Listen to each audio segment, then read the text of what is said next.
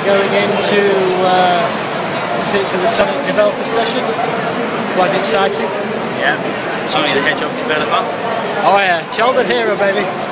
Some people have Hendrix, some people have Martin Luther King. Me and GD, Sonic the Hedgehog. So if we can broadcast from inside, we will let you know.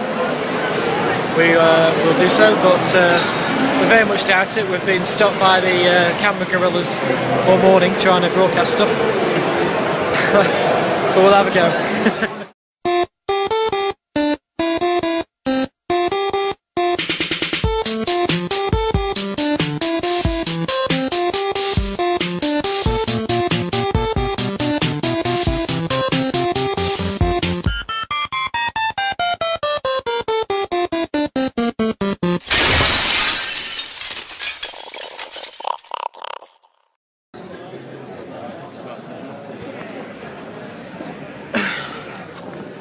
Here we are now, entertaining us.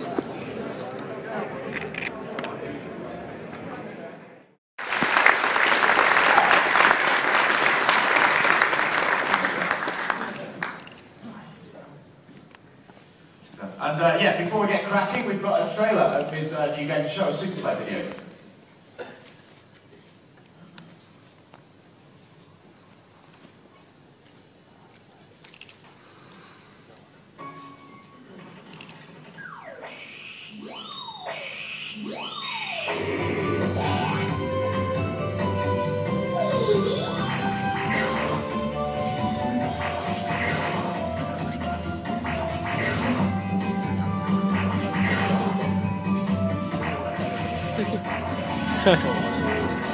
That's cool.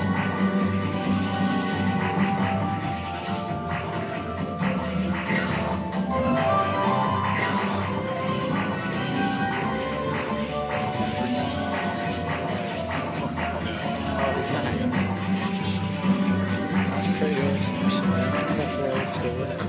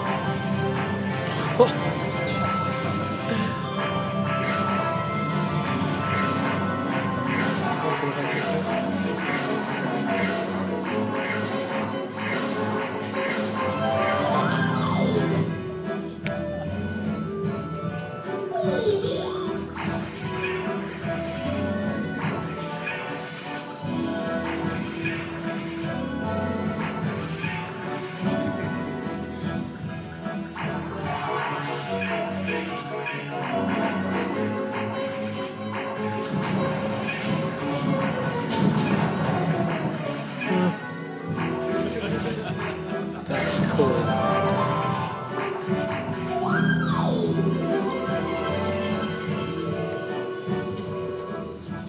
There you go, that's some of the ninja moves you can do.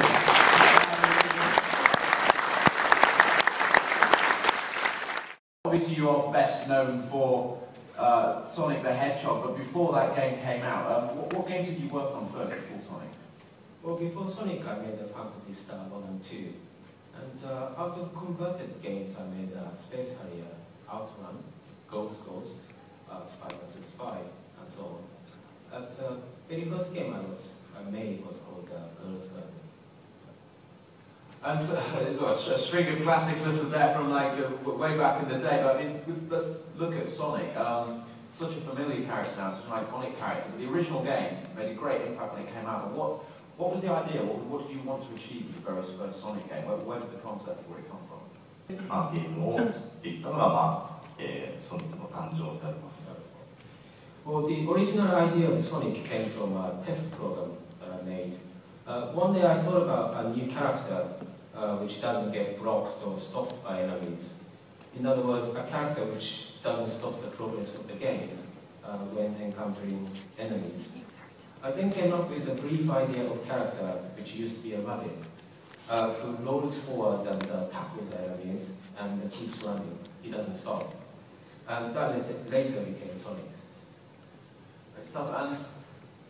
And having achieved such success at Sega, how difficult was it for you then to leave and then set up a new studio? And are you enjoying the freedom, as it were, of running your own development studio?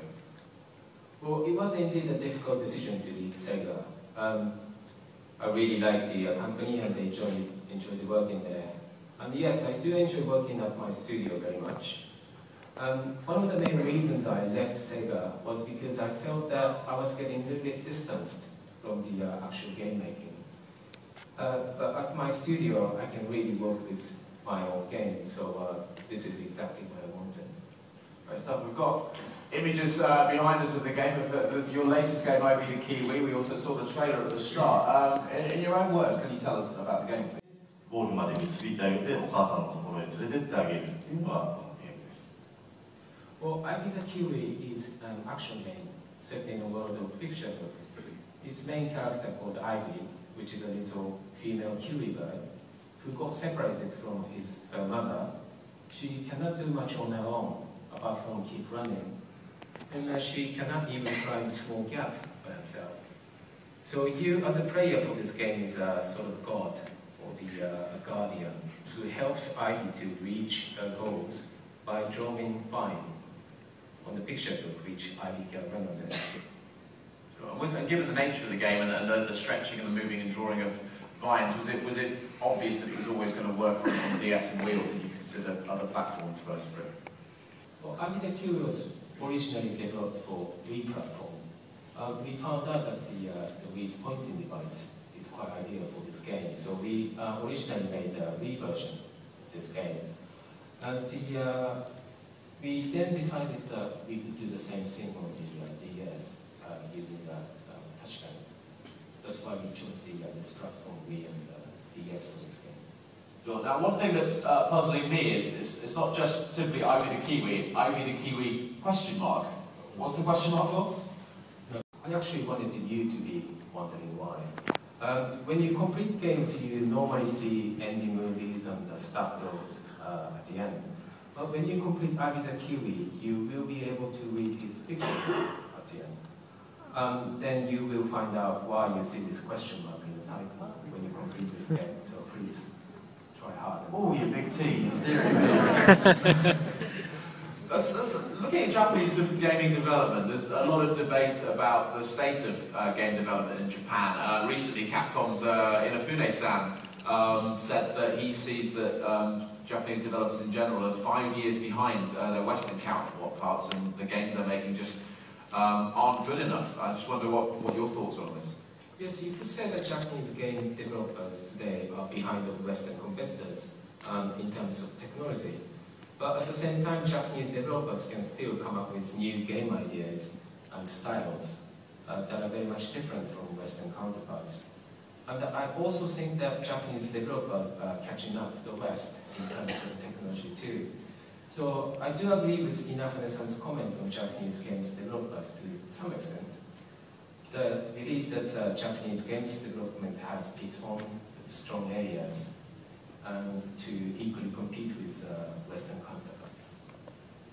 Now, you're obviously no longer at Sega, but they continue to make Sonic games. I wonder what you think of the Sonic games now since you've left them,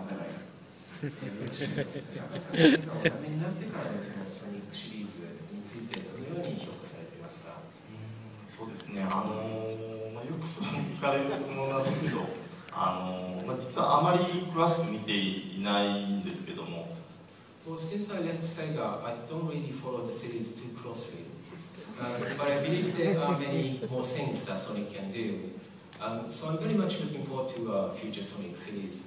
I believe in Sega and the Sonic team as well. So I'm sure that they will continue making fascinating Sonic series ahead.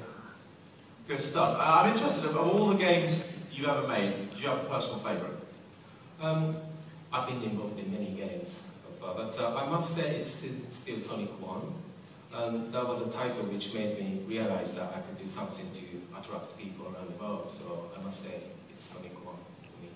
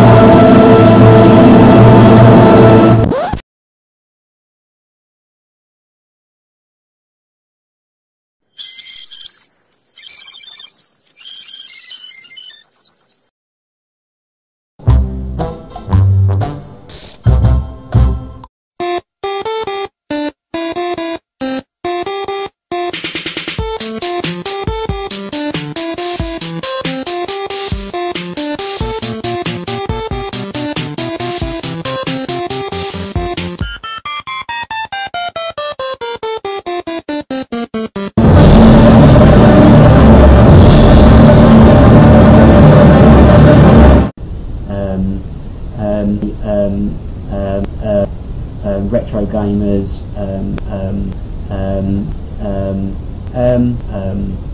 set up by a Moobit.